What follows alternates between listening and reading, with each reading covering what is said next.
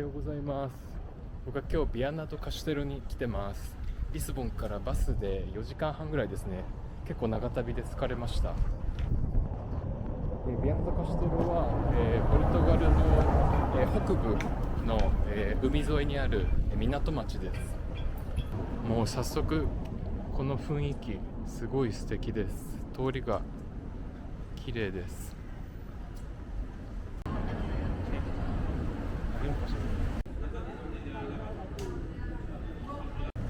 この街はですね、僕の大好きなボラドベルリンがとても有名ですごく美味しいお店があって、ボラドベルリンの名店があるんですね。なのでまず腹ごしらえのためにそこに向かいます。すごい楽しみです。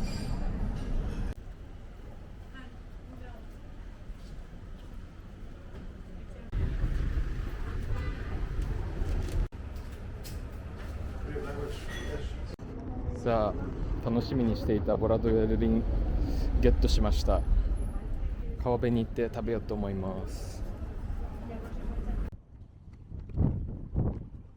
美味しそう。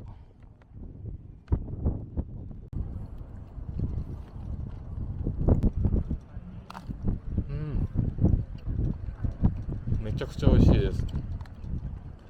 これが有名なわけが分かりますね。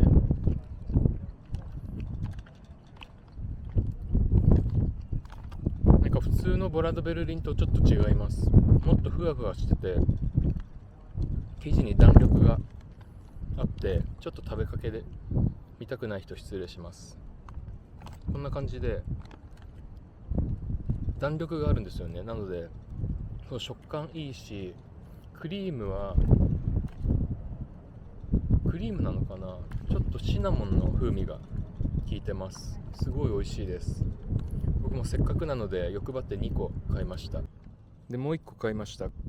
これがシドニオシという、ビアナドカシュテロ出身のシドニオパイスという、政治家ですね。元大統領の名前にちなんで付けられた名前のお菓子です。ここの名物です。アーモンドが効いてますね。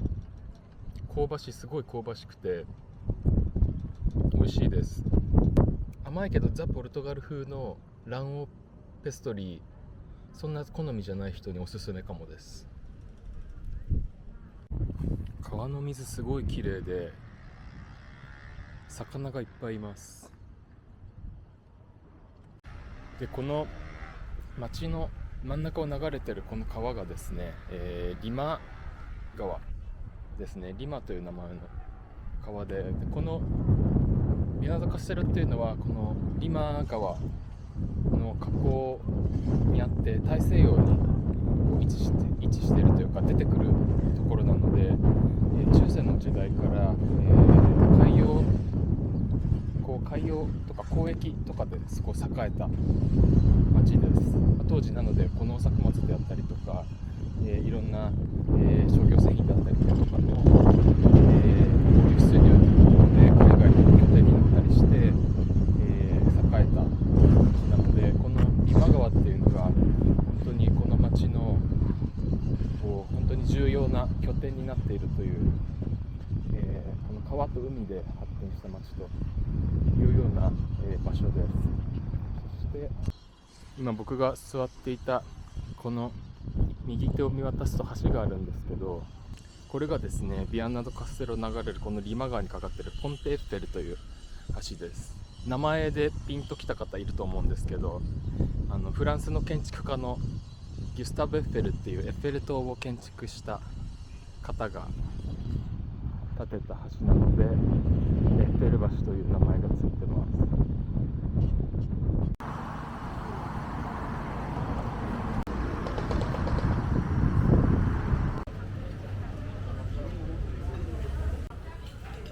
ではまた市街に戻ってきたので、旧市街地をゆっくり散歩して楽しみます。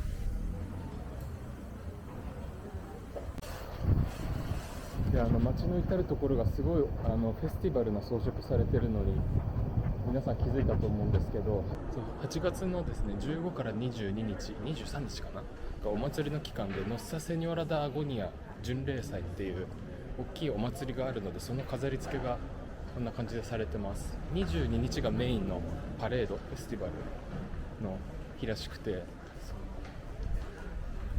それのためにこう派手に飾り付けされてるそうです。すごい可愛いですね。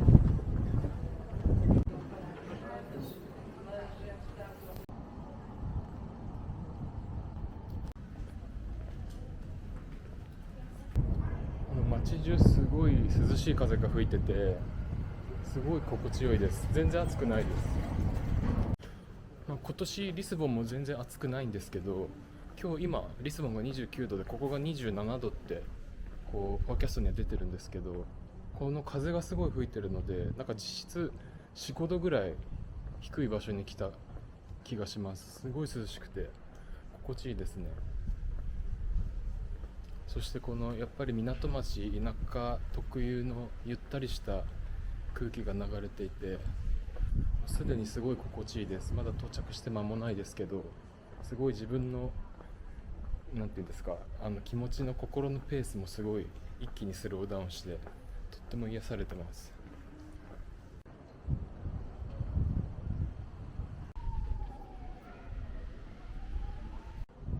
ミゼリコルディア教会の前で偶然こういうちょっと小さなエキシビジョンを見つけました。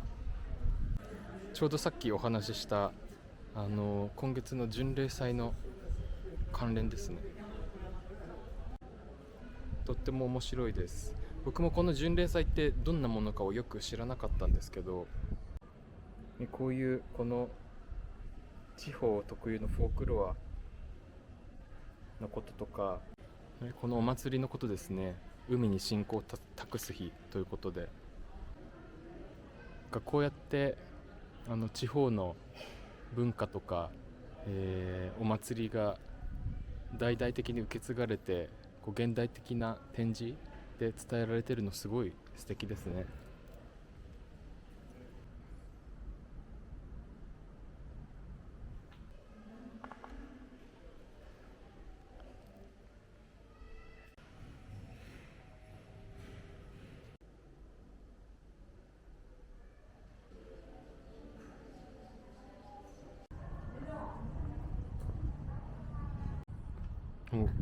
旧市街の中にこんな住宅だけの通り見つけました。かわいい。床もこんな感じで岩が張り巡らされてて素敵ですね。この壁珍しいですよね。この辺りの旧市街、夜来るのも楽しみですね。実は今日一泊するので、夜の様子もじっくり撮影できるので、そう夜のこの石畳の街並み見るのすごい楽しみ。これがプラサダ・リピュブリカという広場です。旧市街の真ん中の方にあります。なんか街が結構大きい通りも割と何本もあって、でこういう広場とかも開けてて、で川沿いにも結構スクエアが何個かあったりして、すごいなんですかね、歩きやすい、こう散歩向きのすごいいい街の作りですね。僕すごいなんかこう歩き心地がいいというか、そんな感触がします。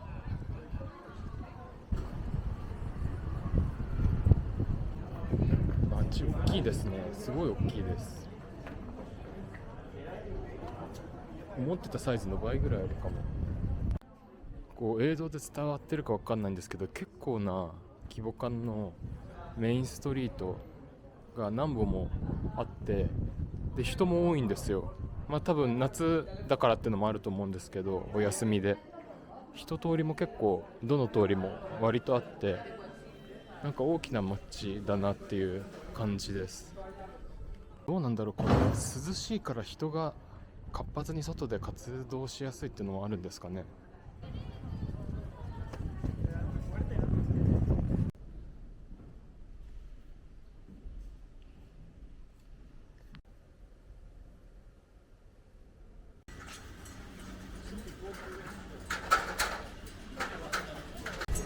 い、サンドミンゴス教会出て、サンドミンゴスの目の前のオーストラリアでコーヒー休憩してます。サンドミンゴス教会すごい見応え抜群です。ポルトガルらしい美しい装飾がいろんな種類が見れます。まず主祭壇が木彫りの金色の装飾でバロックなんですけど、この主祭壇の右側がロザリオの聖母の、ロココ式の、祭壇なんです。で何よりノサセニョルドスマレスっていう、海の神ですかねが一番本当印象的なんですけど、片手に船を抱いていて、まさにこう海と共に発展してきたビアナ・ダ・カステロらしいこうなんていうんですかね、姿をしていて美しくてすごい神秘的でした。さっきのお祭りのところの展示でも見た海への巡礼っていうところにこうつながってる話ですよね。そうなので、この町と海の深い関係、歴史を知ることができる教会になっています。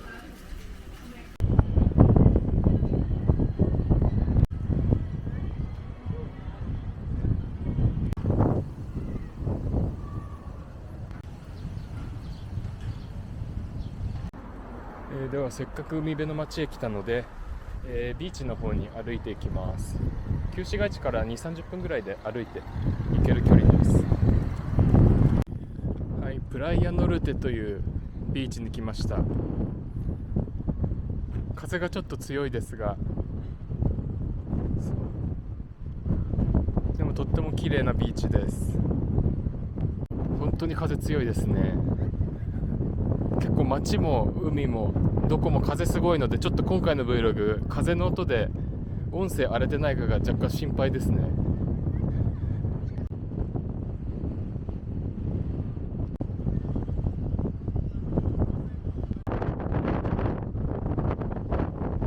あそこに1箇所とで、こっち側にももう1箇所ですね。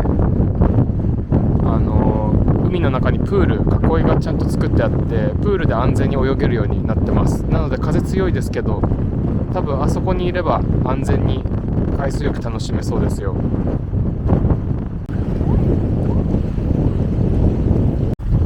どうせなのでここでちょっと一泳ぎします。風がすごいので絶対冷たいだろうなと思ったんですけど、思ったより冷たくなくて、そうでプールでやっぱりちゃんと安全に仕切られているのですごい気持ちいいです。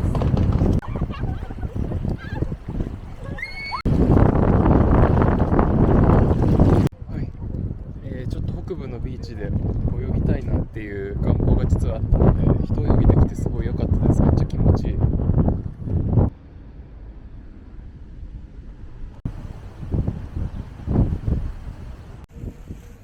はい、また海から町の方に戻ってきて、なんか素敵な住宅街エリアを歩いてます。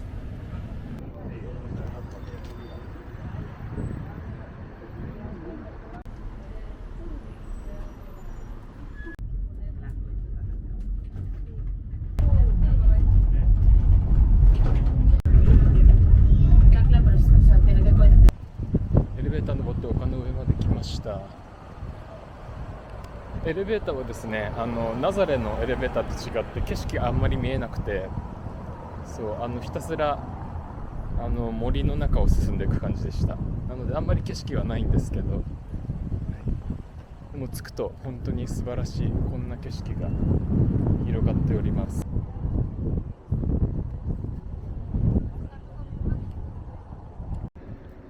そしてこの丘の頂上にあるのがサンタルシア聖堂です。これは絶景ですね。すごいなんか大聖堂越しってのがさらにロマンティックです。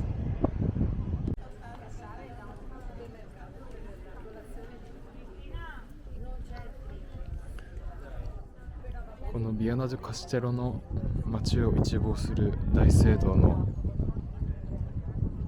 入り口からの景色です。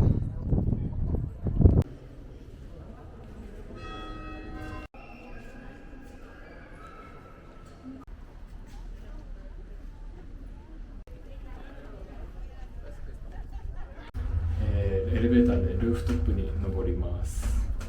楽しみです。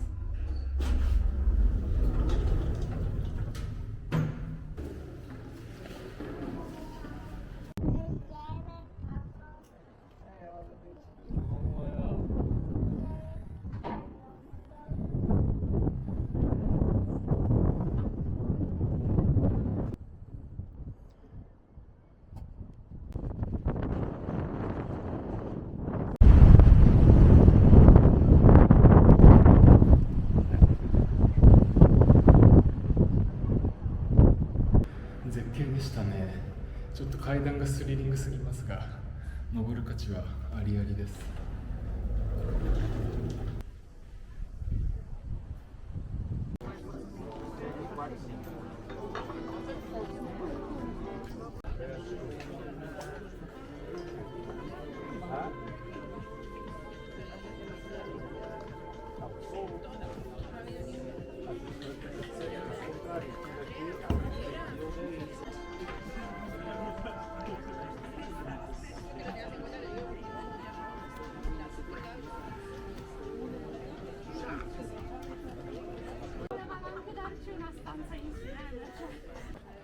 いやー、バーからの景色最高でしたね。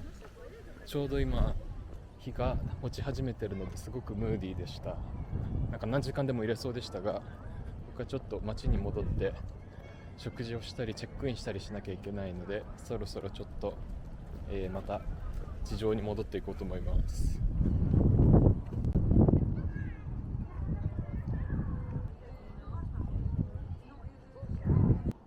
ちょうどこの教会の真後ろに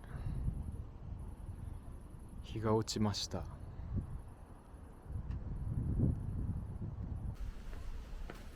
皆さん、なんとヘマをしました。帰りのエレベーターですね、20時までだと思ってたんですよ。そしたら19時45分だったらしくて、19時53分に最後の乗ろうと思って行ったら、さっき終電出ちゃったよって言われて、往復チケット買ってたんですけど使えませんでした。残念。なのでゆっくり景色を楽しみながら歩いて、街に下っていきます。でも全然実は歩こうか迷ってたぐらいだったので全然平気です。むしろちょっとラッキーぐらいに思います。ほら、だってこの景色ですもん。全然階段650段ぐらいあるらしいですけど、まあまあ20分ちょっとぐらいだと思うので、逆に景色を存分に楽しめますね。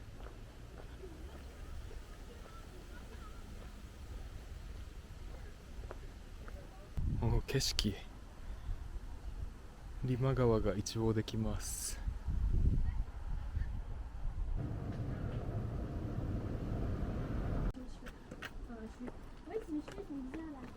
この上りのコースですね、来るとき上りは絶対エレベーター使った方がいいです。これ多分登るの相当疲れます。でも下りは全然歩いていい気がします。この景色見ながら下れるのかなり貴重じゃないでしょうか。すごいいいです。エレベーターからだとさっきお話した通り景色見えないので、帰るときにこのコースで歩きながら景色見れたらすごい完璧なコースな気がします。なので行きエレベーター、帰り歩きがおすすめです。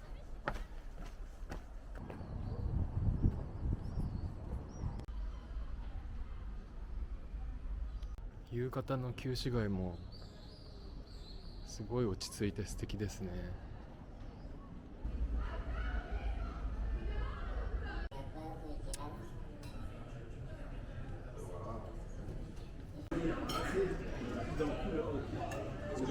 せっかく港町に来たので海鮮を食べようと思ってイカを頼みました。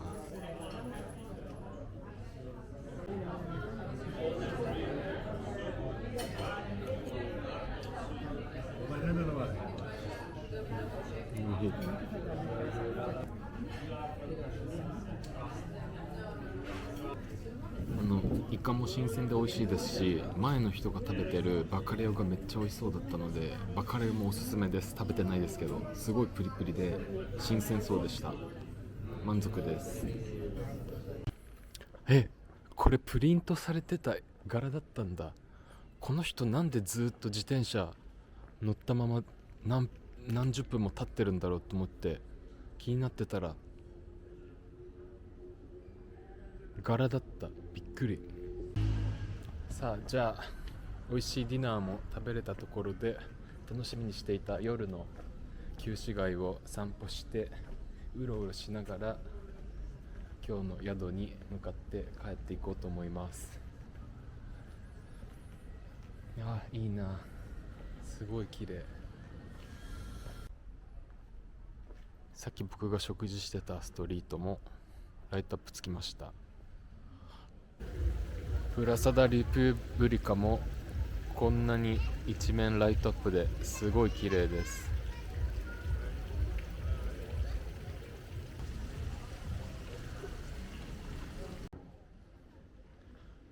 通りごとに全然違うデザインのライトアップやっててすごい面白いです。ここはもうハートだらけです。いいな、なんかちょっとクリスマス先取りした気分になりますね、この感じ。いやー、至福です、この散歩。やっぱりポルトガルの石畳は夜に歩くと本当に美しいです。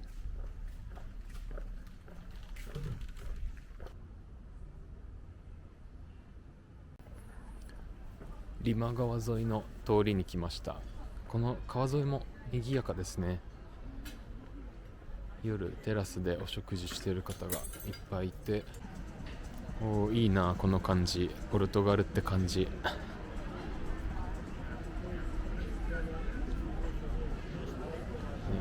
ポルトガルらしいですね。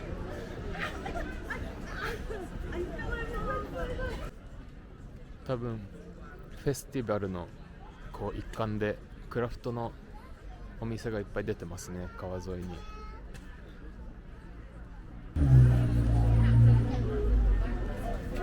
すごいにぎわいですね。お店もいっぱいあるし、人もたくさんいます。こんな夜10時でも子供連れいっぱいいるのがポルトガルらしいですね。いい感じです。このマーケット本当にすごい長さですよ。多分リスボンのフェスティバルの時に出るようなマーケットの長さの比じゃないぐらい長いですよ。すごい大きい。この活気あるマーケットの様子を最後に締めくくりに見て一日が終われるのですごいいい気分です。このまま宿に帰って今日は、ゆっくり休みます。また明日続き Day2 お楽しみください。おやすみなさい。おはようございます。ビアナドカステロ2日目です。今ポントエッフェルとともに、2日目を幕開けします。2日目はですね、久々に、朝ちょっとゆっくり寝たんですが、早速ですね朝食を取りに、フォロワーの方がおすすめしてくださったパステラリアに行ってきます。楽しみです。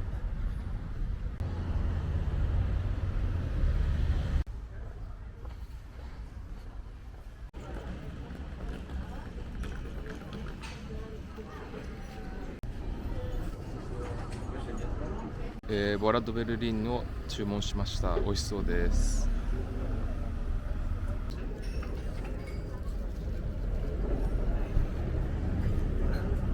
昨日のお店はすごい個性的だったんですけど、このはスタンダードなボラドベルリンです。すごい美味しいです。ほっこりする味ですね。いつもリスボンで食べる味に近くて美味しいです。やっぱりみんな他のお客さんも半分以上がボラドベルリン食べてますね。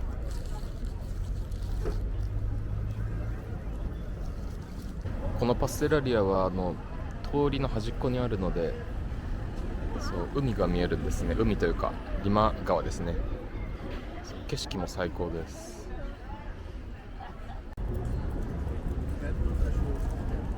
でビエナ・ド・カステロのお土産屋さんとか見てると、こういうカラフルな刺繍とか使った服とか小物がよくあるんですけど、そうこれがまさにこの地方に昔から伝わるビエナの伝統衣装です。そうで、もともとこのビエナ周辺の農村とかで女性たちが着ていた伝統衣装で、だんだん時代を経てアレンジをされていったらしいんですけど、そのモチーフがああやって今雑貨とか服のデザインとかに継承されてよく見かけるようになっているというような流れですね。そう僕もちょっと関連のデザインのお土産なんか買いたいなと思って、いろいろ今お土産屋巡りをしているところです。でこれトラジェ・ビアネザっていう伝統衣装なんですけど、これは国の、指定無形文化財に指定されてます。実際にこういう伝統衣装ってもう普段に着られる機会っていうのはなくなってますけど、お祭りとかですね、実際今月開かれるお祭りとか、あとこういうお土産屋さんとか雑貨に反映されて継承されているっていうのはすごい素晴らしいことですよね。本当に街中で見かけるので、この街の本当アイデンティティって感じがします。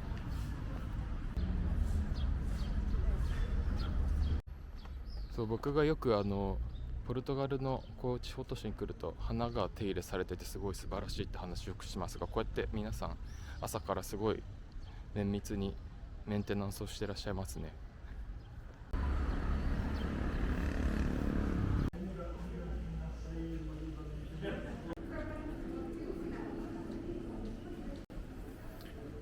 今日はですね、お昼から、次の町に移動するんですけど、街をゆっくり歩いて楽しみます。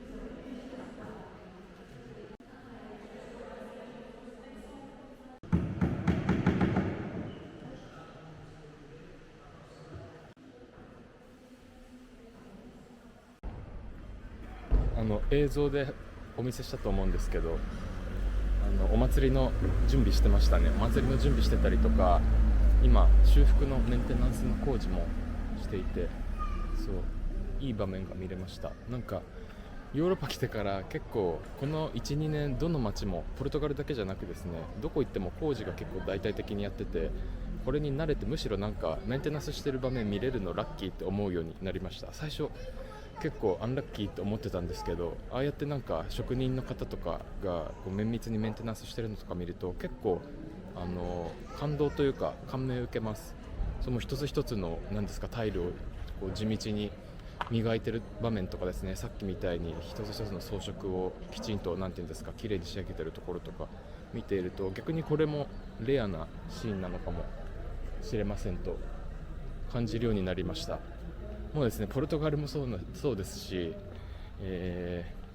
そう結構そうですね、スペインとかもそうですよね、イタリアとかも多分この 1,2 年って大メンテナンス大工事だらけなので、それをも逆に見方を変えて見ると、ああいう場面も結構実は楽しかったりします。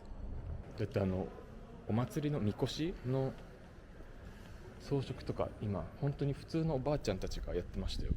本当に町のおばあちゃんが3人がかりでやってて、すごい伝統愛を感じました。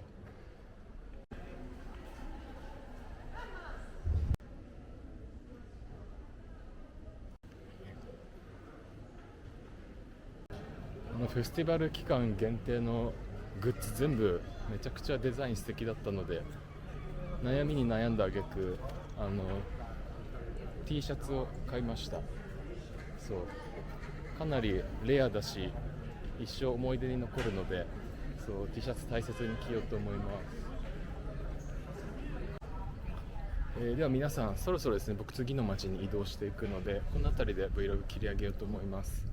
ビエナ・ド・カシテロ Vlog いかがだったでしょう。僕は初めてのこの街への、訪問、すごく印象的だったのが、もちろんですね、リマー川と大西洋を望む景色も絶景でしたし、エレベーターの先に待ってる高台からの景色も素晴らしかったんですけど、一番はやっぱりフェスティバル期間中だからっていうのもあるんですけど、こう伝統をなんていうんですかね、守っている街全体の雰囲気、街の至る所に伝統衣装とか伝統雑貨が見られてですね、そこがすごく、なんていうんですかね、現代の継承を感じてすごく素敵でしたし、あとは何より活気のある街だなと思いました。もちろんですね、夏休み期間だからっていうのもあるんですけど、ローカルの人も観光客の方もですね、すごく活気があって、なんていうんですかね、元気をもらえるような街でした。すごい明るいバイブを持った街だと思います。また戻りたいなってすごく思います。すごくいい旅になりました。